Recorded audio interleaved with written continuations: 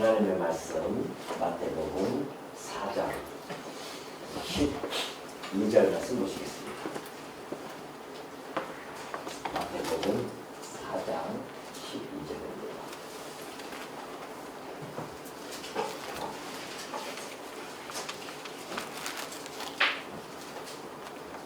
예수께서 요한이 잡혔음을 들으시고 갈릴리로 물러가셨다가 나사렛을 떠나 스불론과 납달리 지경 해변에 있는 가버나움에 가서 사시니 이는 선지자 이사야를 통하여 하신 말씀을 이루려 하심이라. 일렀으되 스불론 땅과 납달리 땅과 요단강 저편 해변길과 이방의 갈릴리여 크감에 앉은 백성이 큰 빛을 보았고 사망의 땅과 그늘에 앉은 자들에게 빛이 비치었구나 하였느니라. 이때부터 예수께서 비로소 전파하여 이르시되 회개하라 천국이 가까이 왔느니라 하시더라. 17절까지 공독해 드렸습니다. 우리 지난 시간에 마태복음을 시작하기 전에 우리 성경 전체의 구조를 한번 살펴본 바가 있습니다. 성경 전체의 내용을 살펴보면서 우리 주님이 말씀하셨듯이 성경이라고 하는 것은 바로 예수 그리스도를 증언하는 것이다. 그래서 성경 전체의 그 내용의 핵심이 바로 예수 그리스도라는 사실을 증언한 바가 있고요. 그리고 결국은 그 예수 그리스도를 통하여 하나님의 아버지의 이름의 영광이 드러난다고 했습니다. 그래서 하나님의 여호와 되심, 곧 하나님의 그 존재의 영광과 속성의 영광들이 우리 예수 그리스도를 통하여 드러나서 우리는 예수 그리스도를 믿고 하나님을 여호와로 깨달아 알고 우리는 경외하면서 살아가는 성도라는 사실을 다시 한번 상고한 바가 있습니다. 자, 오늘은 이제 마태복음의 본문에 들어가면서요. 먼저 기본적인 좀 이해가 필요할 것 같습니다. 그래서 오늘 한 시간은 마태복음 기본 이해라고 하는 그런 제목을 가지고 말씀을 좀 상고해 보도록 하겠습니다. 먼저 이 복음서 하면 여러분 잘 아다시피 사복음서가 있습니다. 마태가 기록한 것이 있고 마가가 기록한 것이 있고 또 누가, 요한 이렇게 4명의 저자가 복음서를 기록합니다. 복음이라고 하는 것은 기쁜 소식이죠. 그래서 이 마태복음도 마태의 기쁜 소식이라고 하는 그런 제목이 있습니다. 그걸 우리나라 번역으로 해서 마태복음 우리가 그렇게 이야기를 해주고 있죠. 자, 이 복음서를 보면은 우리가 읽다 보면은 마태, 마가, 누가, 요한복음 이렇게 보면은 다 비슷비슷한 내용이 그 안에 담겨져 있죠. 물론 요한복음은 좀 많이 좀 다른 내용으로 되어져 있습니다. 이 네 복음서를 많은 학자들이 연구하면서 고민을 하는 거죠. 뭐하러 이렇게 네 복음서를 이렇게 기록했을까? 그냥 마태복음이라든가 요한복음이라든가 또는 누가복음 이렇게 한 복음서만 있을 텐데 네 복음서가 이 성경 신약 성경 첫 이 앞에 부분에서 자리를 차지하고 있다는 것이죠. 거기에 대한 내용을 좀 우리가 좀 살펴볼 필요성이 있습니다. 자, 이 네 복음서가 있는데 그 네 복음서는 예수 그리스도의 성육신, 생애 그리고 순환과 부활에 관한 내용을 기록합니다. 이렇게 되어 있죠.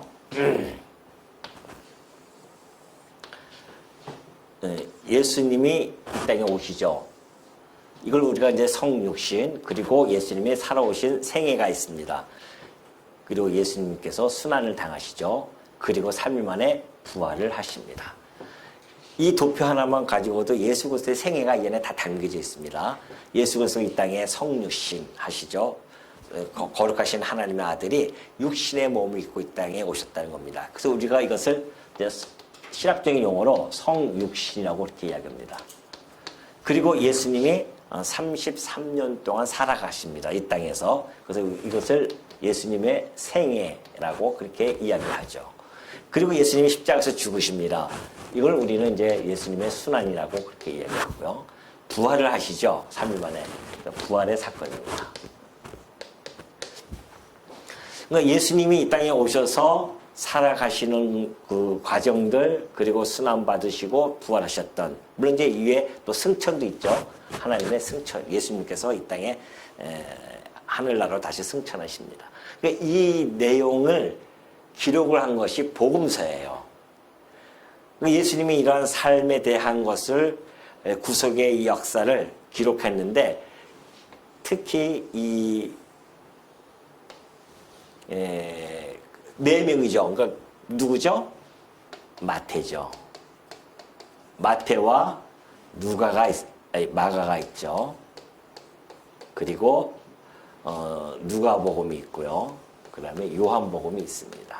그러니까 예수님을 직접적으로 만났던 뭐 마태라든가 또는 뭐 요한이라든가 이런 제자들이 기록한 거기도 했지만은 또 한 소위 뭐 속사도로 하는 뭐 누가라든가 이 마가들도 이렇게 또 기록을 합니다.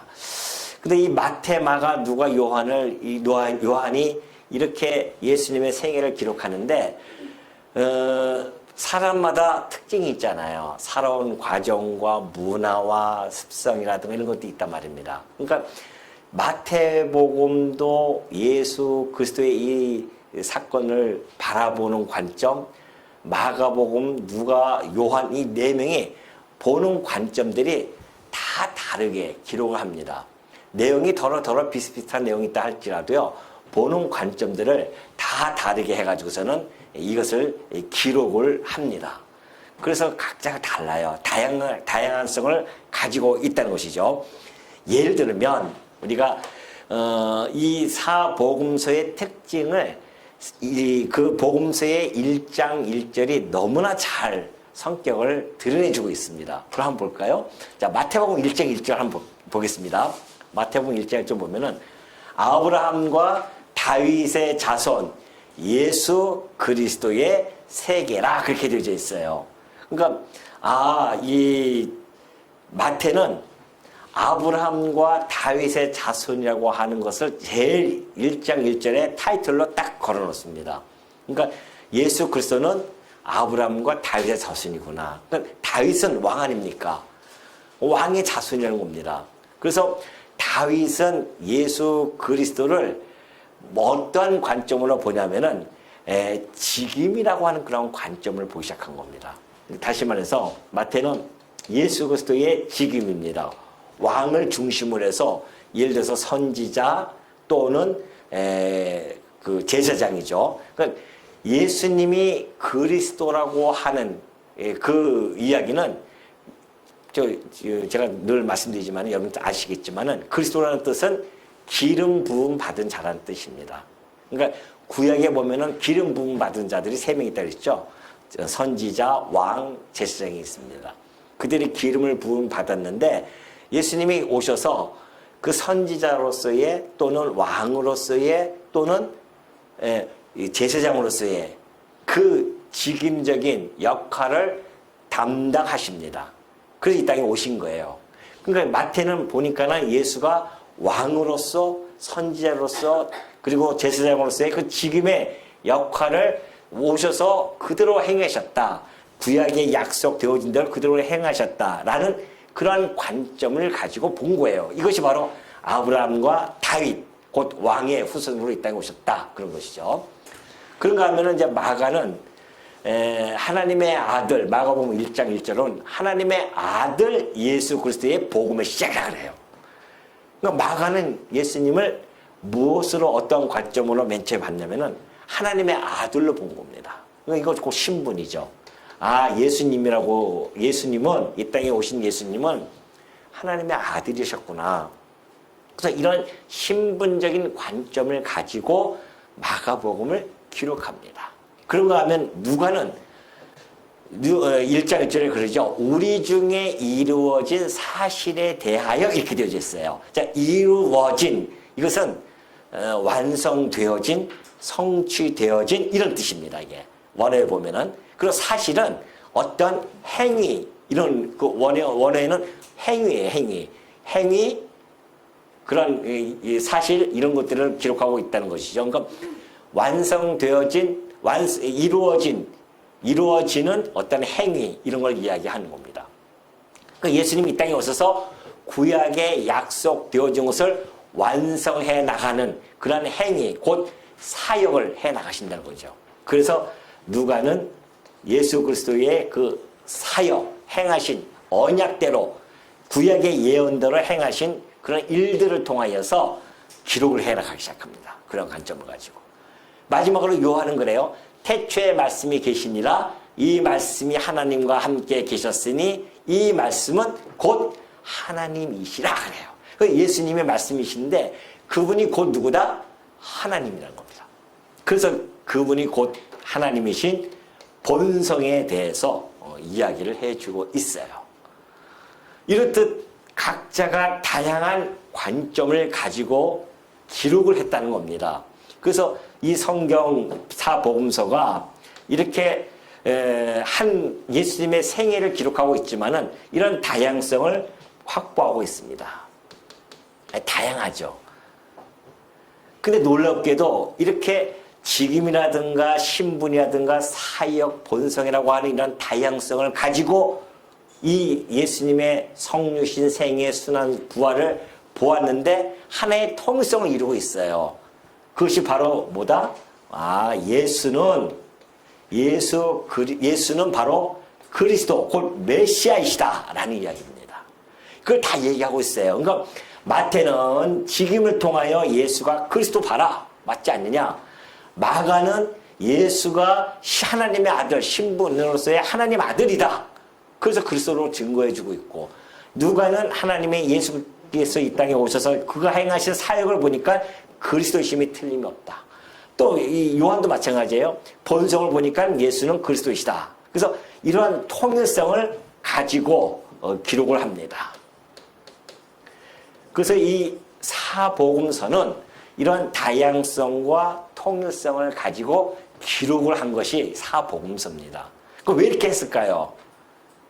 이 성경을 우리가 예수님에 대해서 알기 위해서는 입체적인 것이 필요합니다. 입체적이에요.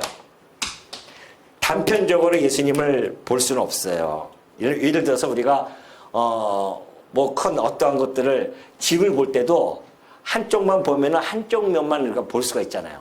근데 이것을 왼쪽, 북쪽, 남쪽, 동서남북으로 이렇게 보면은 훨씬 입체적으로 우리가 알 수 있죠. 그래서 이거는 입체적입니다. 이런 다양성은 입체적으로 우리에게 다가오는 것이죠. 뿐만이 아니라 이 모든 것들을 통하여 포괄적으로 우리들에게 보여줍니다. 그러니까 우리는 사복음서를 통해서 예수 그리스도에 대하여 입체적으로 포괄적으로 예수님에 대해서 정보를 얻을 수가 있는 겁니다. 그래서 우리는 이 사복음서가 읽어나가면 나갈수록 생생하게 우리들에게 체감할 수가 있어요. 누구를? 예수 그리스도를. 예수가 그리스도라는 사실을 생생히 체감할 수 있도록 이러한 네 명의 저자를 동원해서 예수 그리스도에 대한 이런 다양한 관점으로 기록을 해줬단 말입니다. 그러니까 우리에게 너무너무 감사하죠. 한쪽 면만 예수님을 보는 것이 아니라 다양한 이런 입체적이고 포괄적으로 예수님을 접근해 나갈 수 있다고 하는 것. 왜 그러냐면 이것이 왜 중요하냐면은 예수님이야말로 우리의 뭐예요? 전부예요.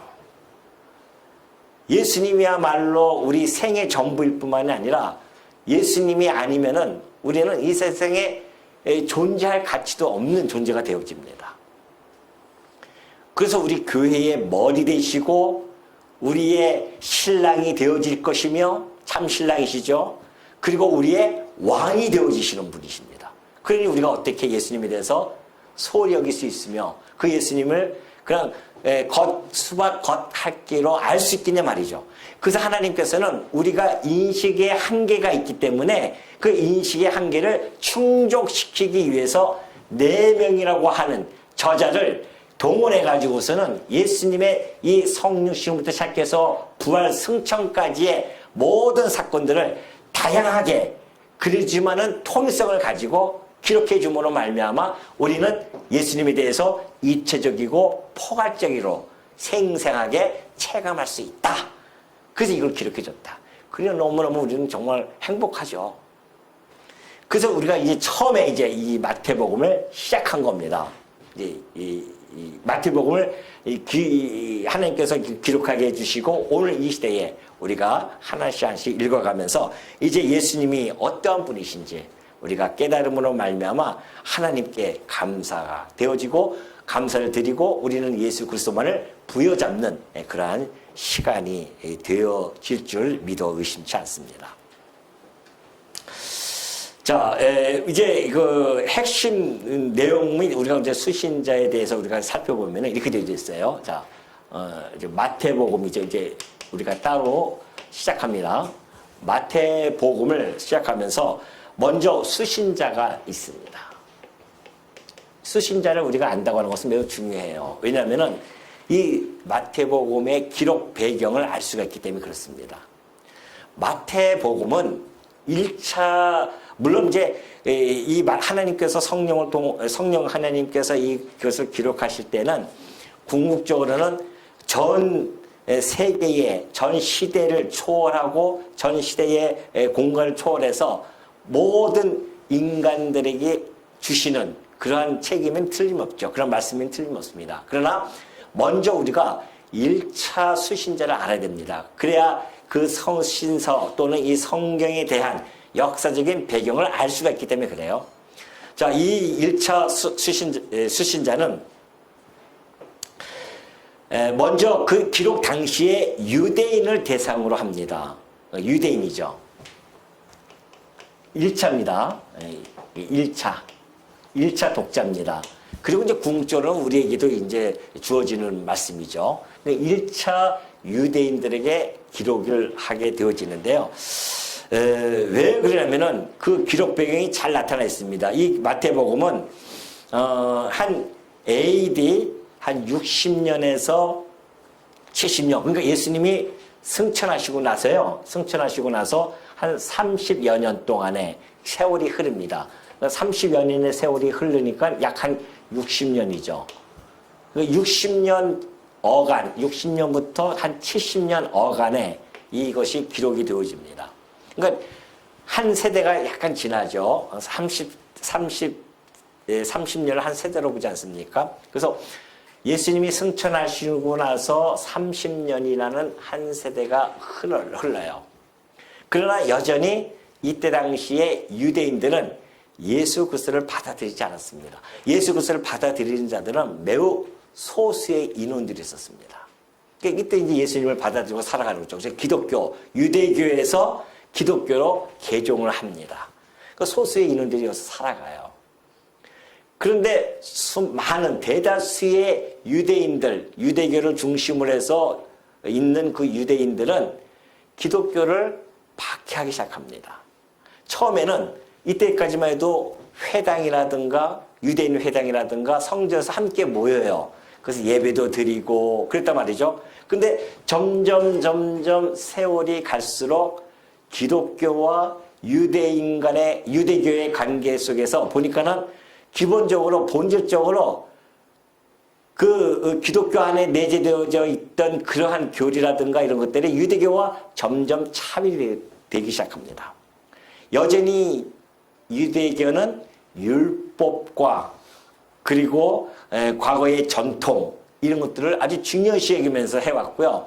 이제 기독교는 그 율법이 예수 그리스도를 증언한 것이다 해서 예수 그리스도에게 초점을 맞추기 시작합니다. 그러니까 유대교는 율법에 초점을 맞췄지만은 기독교는 예수 그리스도에게 초점을 맞춰요. 그러니까 이제 물과 기름처럼 이것이 섞일 수 없는 그런 관계까지 가기 시작합니다. 그러다 보니까는 이 유대교를 가지고 있는 유대인들이 기독교인 유대인들을 향해서 핍박하기 시작합니다. 그리고 강요하기 시작해요. 둘 중에 하나 선택하라는 거죠. 너 유대교로 할래? 기독교로 할래? 기독교로 하면은 너는 우리 사회에서 추방될 거야. 출교예요. 이 출교라고 하는 것은 그냥 뭐 이렇게 교회 왔다가 그냥 안 나오고 이런 처함이 아닙니다. 유대교에서 출교라고 하는 개념은 이미 사회적으로 매장을 당하는 그러한 상황이에요. 그러니까 목숨을 거는 겁니다. 경제적으로 시작해서 사회적으로 다 차단이 되어질 수밖에 없는, 쫓겨나는, 유대교 사회에서 쫓겨나는 그러한 모습이 있거든요. 그러니까 기독교 유대교로서는 너무너무 힘들 수밖에 없습니다. 그러니까 죽느냐 사느냐라고 하는 기로에 놓여지게 됩니다. 그때 많은 사람들이 어떻게 하겠습니까? 여러분은 어떻겠습니까? 여러분 만약에 직장에서 쫓아내겠다? 그럼 여러분 기독교를, 난 그래도 신앙 때문에 난 그러면 직장에 나가겠다, 이런 분은 혹시 있습니까 지금? 쉽지가 않아요. 안 그렇습니까? 쉽지가 않단 말입니다.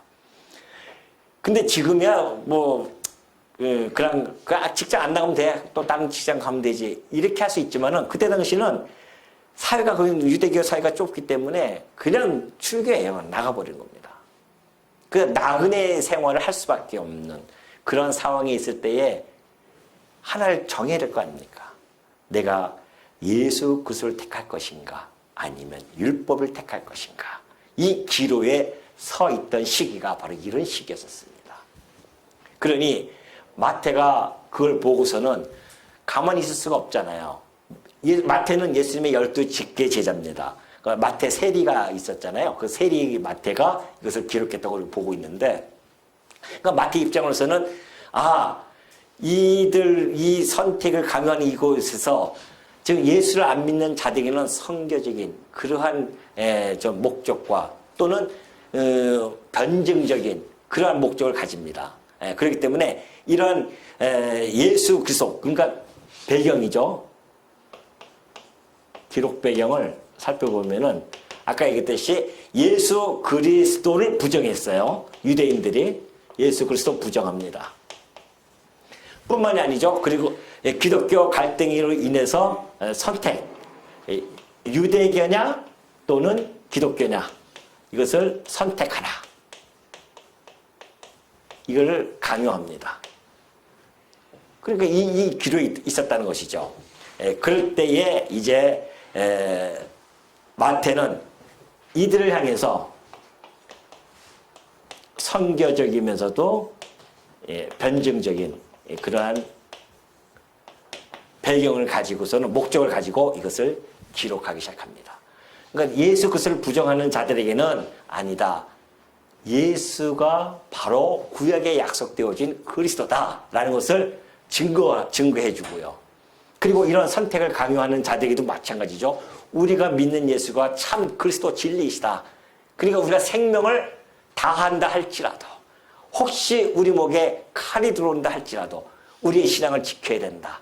그리고 예수가 그리스도이심을 변증해 나가는, 전하고 변증해 나가는 그런 목적을 가지고, 이런 배경을 가지고 마태복음을 기록하기 시작합니다.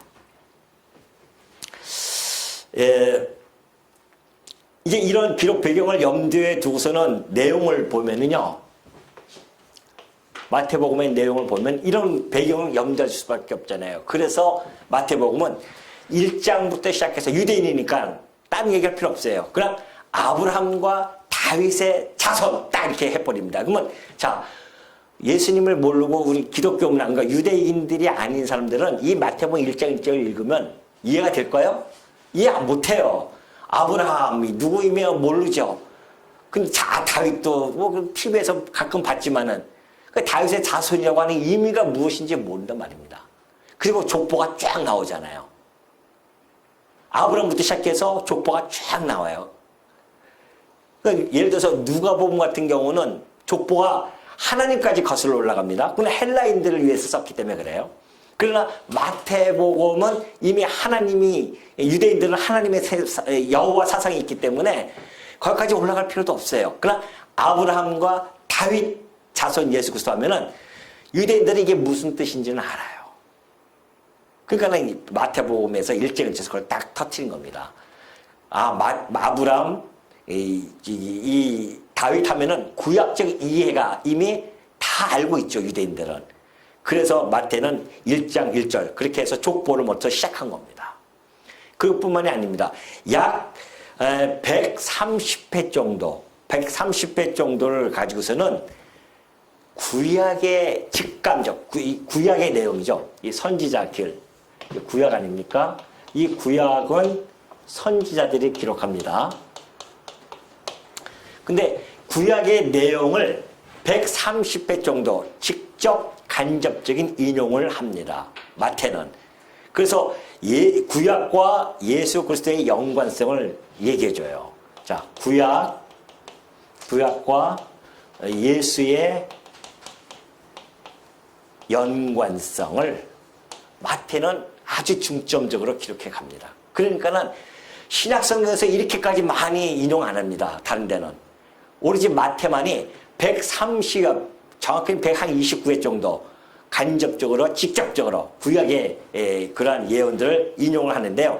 그래서 신약에는 없습니다. 그 이유는 없는데 마태복음에서 특징적으로 마태가 이야기하는 것은 선지자로 하신 말씀을 이루려 하심이라 그러잖아요. 우리 아까 그 말씀에 보았듯이 사장에 보면 그러죠. 본문 우리 아까 봉독해 드렸던 말씀입니다. 거기 보면은 14절, 4장 14절 보면 그러죠. 이는 선지자 이사야를 통하여 하신 말씀을 이루려 하심이라 그래요. 그래서 선지자로 하신 말씀을 이루려 하셨다라는 이 내용이 역 13회가 사용이 되어집니다.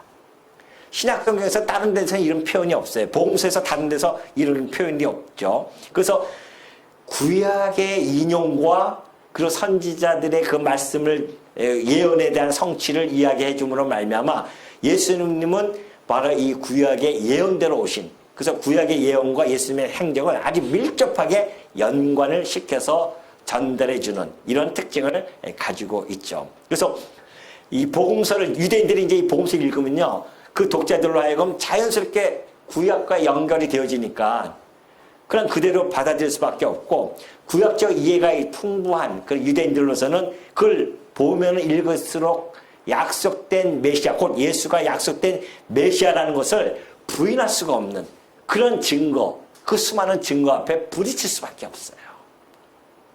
그러니까 유대인들이 마태복음을 읽으면요, 깜짝깜짝 놀랄 수밖에 없죠. 물론 이것이 이제 성령의 역사에 의해서만 이것을 쉽게 알 수가 있지만은, 그러니까 우리는 성경을 구약을 다 공부한 다음에 마태복음을 얘기해야 되지만은 유대인들은 이미 구약을 알고 있으니까 마태복음만 딱 읽어도요 알 수가 있어요.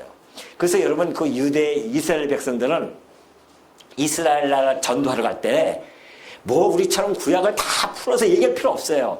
그러니까 구약 그 사람들 보면은 어떤 분이 내가 그 TV에서 한번 봤었는데 큰 플래카드 하나만 딱 들고 있었습니다. 그게 뭔지 아십니까? 예? 아니야, 그게 예수는 그리스도십니다. 이거 하나만 딱 들고 있어요. 이거 유대인들은 다 알 수 있죠.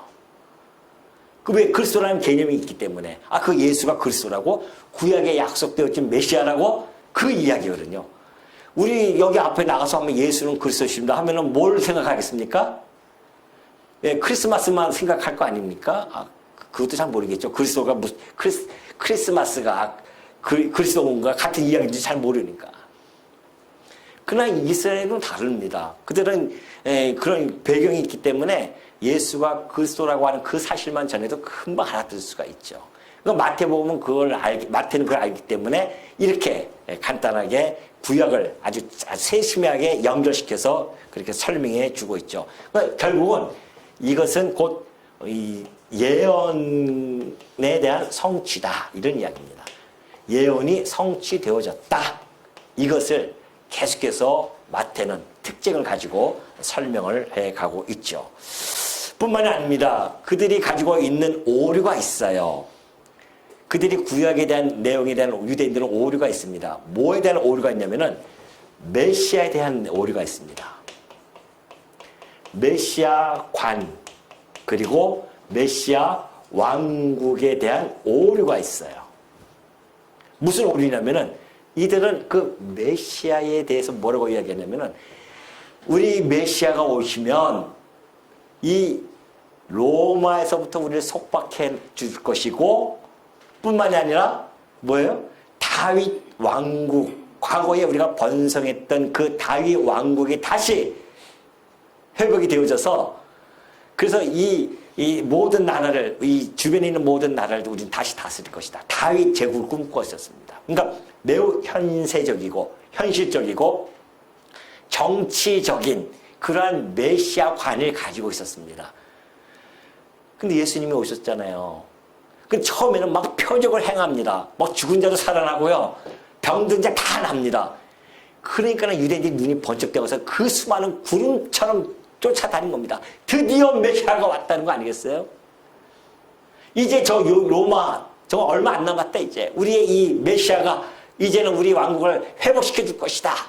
저 이방들을 다 쳐서 심판할 것이고 그래서 우리의 왕국을 다시 세우자. 그래서 막 쫓아다닌 겁니다. 그러니까 제자들 12제자들 중에 뭐라고 합니까?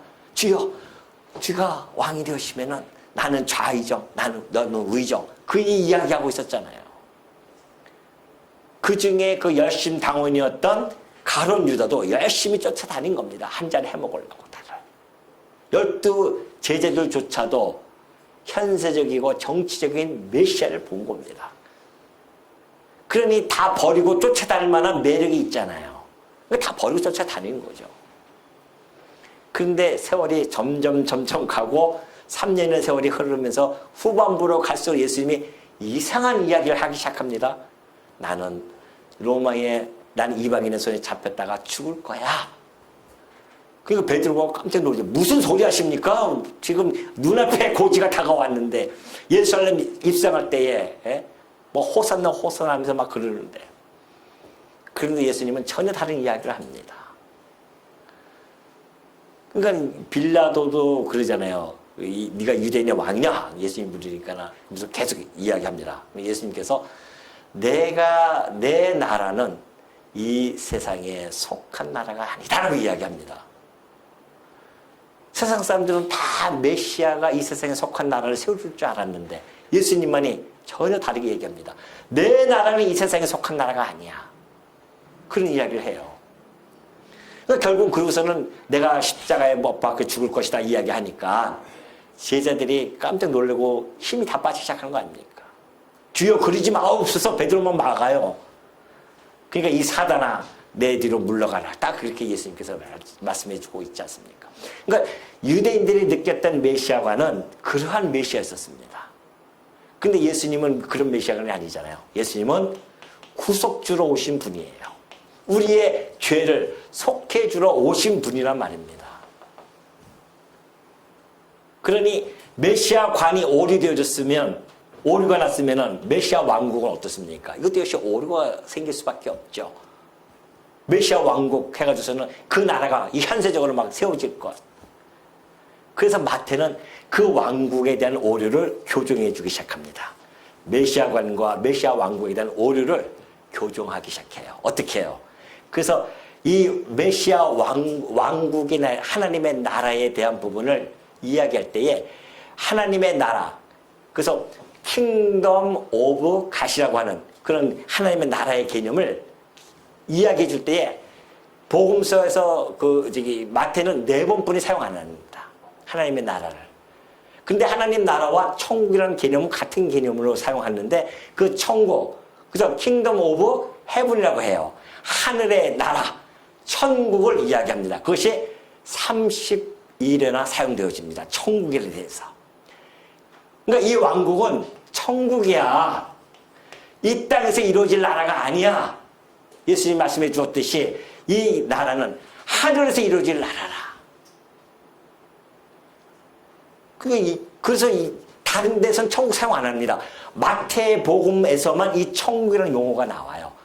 그리고 신약성경의 디모데 후서에 가서 바울이 하나 천국에 대한 이야기만 하고요. 신약성경에서 천국 얘기를 안 합니다. 놀랍죠? 근데 마태는 천국이라는 용어를 30일이나 사용합니다. 왜요? 유대인들이 가지고 있는 메시아와 메시아 왕국에 대한 오류를 교정시켜주기 위해서. 아니다. 너희들이 메시아에 대해서 잘못 알았다. 메시아는 현세적이고 그런 정치적인 그런 메시아가 아니고 우리를 구속해주는 메시아이다. 뿐만이 아니죠. 그 메시아 왕국이라고 하는 것은 이런 보이는 이 세상, 그런 나라가 아니라는 것이죠. 그 나라는 이 세상에 물론 내재하고 있지만은 그러나 초월되어진 그런 나라다. 다시 말해서 이런 거죠. 아까 얘기했듯이 고린도전서 1장 23절 보면 그래요. 우리는 십자가에 못 박힌 그리스도를 전하니 유대인에게는 거리끼는 것입니다. 유대인에게는 거리끼는 거예요. 예수님이 우리의 메시아가 십자가에 죽었다고? 에이, 안 받아들입니다. 아까 얘기했듯이 메시아관이 잘못됐으니까 그들은. 메시아는 십자가에 못 박혀 죽으러 오신 분이에요. 구약에 그렇게 약속이 되어져 있단 말입니다. 근데 그걸 안 믿어요. 이들은. 왜? 메시아관에 오류가 생기기 때문에 그래요. 그럼 교정시켜줘야 되죠. 그래서 그분이 구속주임을 계속해서 이야기할 뿐만이 아니라 하늘에 대한, 그것도 왕국도 마찬가지입니다. 그래서 유대인들은 이 십자가를 거리껴요. 그래서 부끄럽게 생각한단 말입니다. 우리의 메시아가 십자가에서 부끄럽게 죽었다고? 그러니까 지금도 이스라엘 민족들은 받아들일 수가 없는 거죠. 뿐만 아닙니다. 마태복음 12장 28절 보면 그래요. 그러나 내가 하나님의 성령을 힘입어 귀신을 쫓아내는 것이면 하나님의 나라가 이미 너에게 임하였느니라 그래요. 예수님이 이 땅에 오셔가지고서는 백성들이 하나님의 나라가 언제쯤 옵니까? 우리가 생각하는 이 정치적인 그 하나님의 나라가 언제 옵니까? 했더니만 하나님의 나라가 이미 왔어. 어떻게 해요? 내가 귀신을 쫓아내지 않느냐. 내가 하나님의 아들로서 그 메시아 나라의 왕으로서 이 땅에 왔다. 여러분 보십시오. 이 세상 왕이 귀신을 쫓아낼 수 있습니까? 못 쫓아내요. 이 사단의 왕국이 얼마나 큰데 어떻게 이 세상 보이는 세상 나라 왕이 이겨낼 수 있겠습니까? 못 이깁니다. 근데 놀랍게도 예수님이 오셔서 내가 하나님의 성령을 힘입어서 귀신을 쫓아냈다. 그러니 이미 하나님 나라가 너에게 임한 거야. 사단의 권세에 꼼짝 못하고 있었던 모든 인류들에게 예수님이 오셔서 이미 너에게 하나님 나라가 임했음을 선포하고 천명하고 있습니다.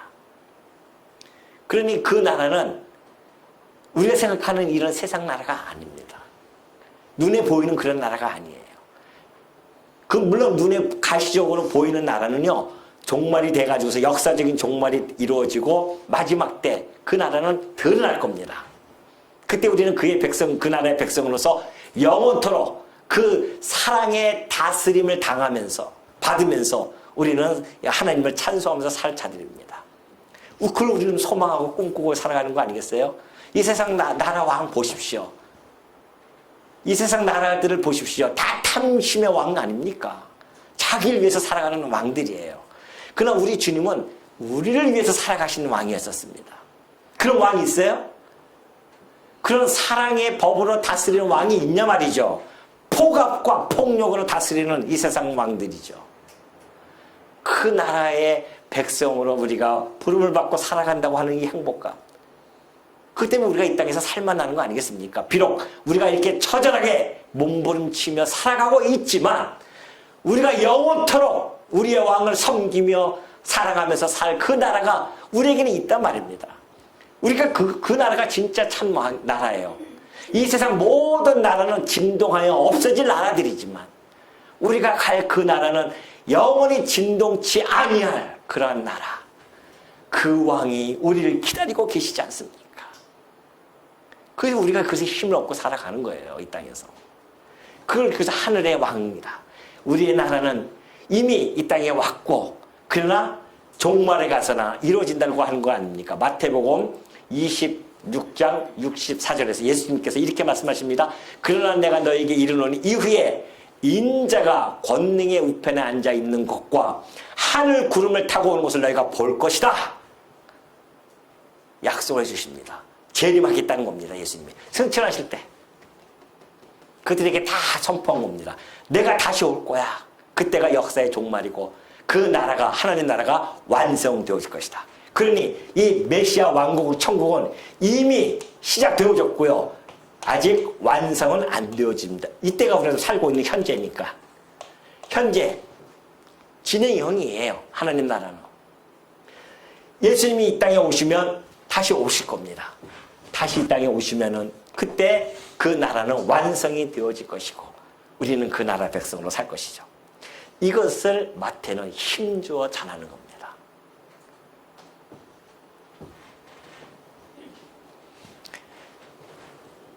그러니 이 메시아 왕국이라고 하는 것은 현세적이고 영토적인 그러한 개념의 나라가 아니다. 이것은 지금 현재 이 나라에 임했고 내재적으로 임해져 있고요. 그러나 하늘에 있는 이 땅을, 이 세상을 초월한 그러한 나라임을 잘 보여주고 있습니다. 예, 결국 이제 이 마태는 이러한 내용을 수정시켜 주면서 그 내용을 기록할 때에 그 구조를 잘 그래서 이렇게 해놓고 있는데요. 그 구조를 보면은 이렇게 되어 있습니다. 먼저 아까 얘기했듯이 직임으로서의 그리스도의 심을 증거하기 위해서 이 구조를 보면은 연대순으로 기록하지 않습니다. 마태복음 연대순이 아니에요. 주제별입니다. 그래서 어떠한 주제를 막 했을 때는 그 주제에 집중해서 계속 기록을 해 나가요. 그래서 무슨 주제? 직임적인이죠. 직임. 선지자의 역할을 하게 되어졌을 때는 선지자의 그 일을 쫙 설명해 나가고, 왕으로서의 역할을 할 때 왕으로서 쫙 설명해 나가고요. 그래서 그런 주제를 가지고서는 기록을 해 가고 있고, 뿐만이 아니라 이것을 기록할 때는 예를 들어서 이제 예수님의 강론이 주어집니다. 강론이 이루어지고 그 다음에 예수님의 기사가 나타나고, 이런 것들이 예수님의 큰 강론이 한 5번이 나와요. 선지자로서의 그 강론을 쫙 해줍니다. 5번 정도 나와요. 그리고 그 강론이 끝나면 기사가 나옵니다. 기사가 막 예수님이 표적을 행하시고 이적을 행하시고 막 이러시죠. 이런 것들이 한 5번 반복을 해나가기 시작해요. 그래서 이 구조 속에서 이렇게 강론과 기사를 통해서 말씀을 해주시고, 말씀해주시고, 보여주시고, 말씀을 하시고 행적으로 보여주셔요. 뭘? 내가 직임을 가진 그리스도 곧 왕과 선지자와 제사장으로서의 직임을 가진 그런 그리스도로서 강론을 해주고 보여주고, 이것이 마태복음의 구조입니다. 그러니까 여러분들 이것을 공부하시다 보면은 이게 마태복음 5장 같은 게 나오지 않습니까? 예수님이 막 시험 받고 나서 5장부터 쫙 그냥 이 산상수훈이라고 하는 것을 쫙 해 나가죠. 쫙 나간 다음에 끝나고 나서는 곧바로 나가서 그때부터 막 표적을 행하기 시작하고요. 이러한 걸 통해서 예수가 그리스도의 힘을 증언해 주고 있다. 그러니 여러분, 우리가 앞으로 몇 시간에 걸쳐서 할지 모르겠습니다. 마태복음을 하나 차근차근히 살펴볼 겁니다. 왜요? 우리의 머리 대신 그리스도를 알아가는 것은 너무너무 중요합니다. 그래야 우리의 신앙이 흔들리지 않아요. 우리가 우리의 왕으로 모시는 우리의 그리스도인데, 우리가 얼마나 깊이 알아야 된단 말입니다. 그럼 수박 겉핥기를 알면 안 돼요. 그럼 우리의 신앙이 흔들려요. 기독교가 뭔지도 몰라요. 그러니까 30년 교회 다녀든 40년 교회 다녀도 모릅니다. 내가 정말 의지해야 할 자가 누군지를 몰라요. 우리의 참 왕이 누군지를 모른단 말입니다. 우리가 누구의 말씀을 들어야 할지를 몰라요. 우리의 참 선지자이신 그리스도의 말씀만을 들어야 되고, 우리의 왕이신 그리스도만을 우리가 따라야 되고, 우리의 참 제사장만을 우리가 보면서 그를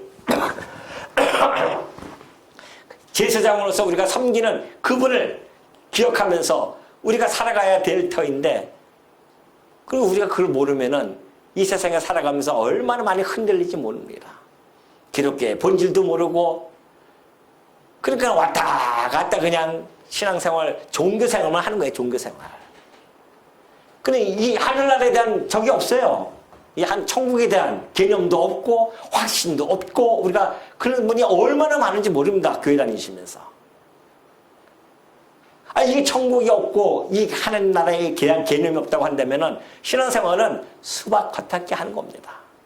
확신이 없어요. 그러니까 뭐가 뭔지 모르는 거죠. 그러니 여러분, 이 마태복음을 통해서 여러분들이 우리의 교회의 머리 대신 그리스도를 알 때만이 여러분의 삶의 변화가 일어나기 시작합니다. 그분을 의지하고 살 때만이 담대함이 생겨납니다. 그분을 함께 살아갈 때만이 우리의 삶의 당당함이 나타납니다. 오늘 이 시간, 이제 우리에게 이 복된 시간을 허락해 주셨으니 마태복음을 통하여 우리 성도님들이 우리 그리스도를 더 깊이 깨달아 알고 입체적으로 포괄적으로 생생하게 체감적으로 여러분이 느끼면서 그 그리스도를 찬양하는 주의 종들 되어주시기를 당부드립니다.